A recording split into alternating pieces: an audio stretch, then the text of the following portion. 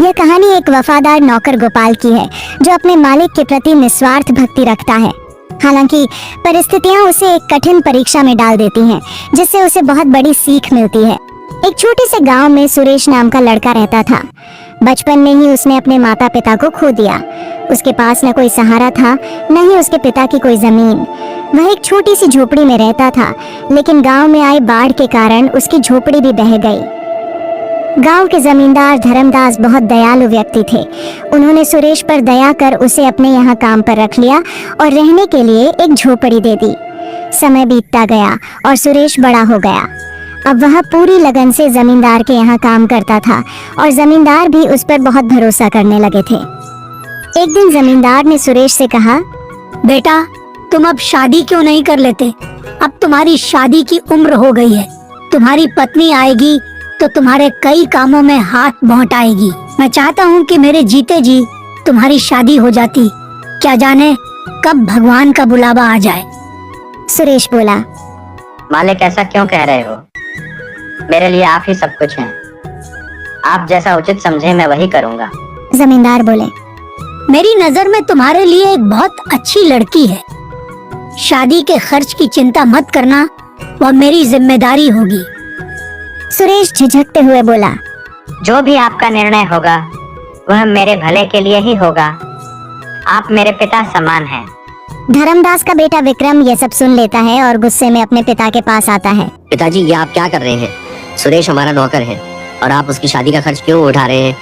धर्मदास ने सख्ती से जवाब दिया, वह मेरा नौकर नहीं, बेटे जैसा है। विक्रम चिढ़कर बोला, आप मेरे पिताजी हैं या उसके? धर्मदास नाराज होकर बोले, जब मैं बीमार था तब कहाँ गया था तुम्हारा अपनापन? तब सुरेश ने मेरी कितनी सेवा की थी। वह दिन रात मेरी देखभाल करता था और तुम अपने शौक में मस्त रहते थे। तुम मुझे मत सिखाओ कि कौन अपना है और कौन पराया। विक्रम और भी गुस्से में आ गया। उसने सोचा कि उसे सुरेश को रास्ते से हटाना होगा। विक्रम नशे और जुए की लत में डूबा हुआ था। एक दिन उसने अपने पिता से 10,000 रुपए मांगे, लेकिन जब जमींदार ने उसे पैसे देने से इनकार कर दिया तो वह भड़क उठा। विक्रम ने सोचा, अब मैं देखता हूँ कि मुझे पैसे कैसे नहीं मिलते। वह चोरी की योजना बनाने लगा। अगले दिन जमींदार की तिजोरी से 20,000 रुपए गायब हो गए। पूरे घर में हड़कंप मच गया। विक्रम मौके का फायदा उठाकर बोला, पिताजी, चोर और कौन हो सकता है? सुरेश ही होगा। सुरेश हैरान रह गया। उसने सफाई दी, मालिक, मैं ऐसा नहीं कर सकता। आप पर मेरा पूरा जीवन समर्पित है। लेकिन विक्रम ने उसे झूठा ठहराते हुए उसके घर की तलाशी की मांग कर दी। जमींदार ने पहले विक्रम के कमरे की तलाशी ली, लेकिन वहाँ कुछ नहीं मिला। फिर सुरेश की झोपड़ी की तलाशी ली गई और वहाँ से पैसे मिल गए। सुरेश स्तब्ध रह गया। यह कैसे हो सकता है? यह किसी की साजिश है। जमींदार का भरोसा टूट गया। विक्रम बोला, देख लिया पिताजी, अब पता चला कि कौन सच्चा है और कौन झूठा। धर्मदास को बहुत बड़ा झटका लगा।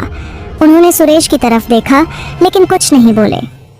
सुरेश रोते हुए बोला, मालिक, मैं निर्दोष हूँ। मैं आपके लिए जान दे सकता हूँ, पर चोरी नहीं कर सकता। धर्मदास ने गहरी सांस ली और कहा, मुझे अब कुछ नहीं कहना, तुम यहाँ से चले जाओ। सुरेश वहाँ से दुखी होकर चला गया। लेकिन गांव के एक बुजुर्ग ने यह सब देख लिया था। उन्होंने जमींदार को बताया कि उन्होंने आधी रात को विक्रम को चुपके से पैसे छुपाते देखा था।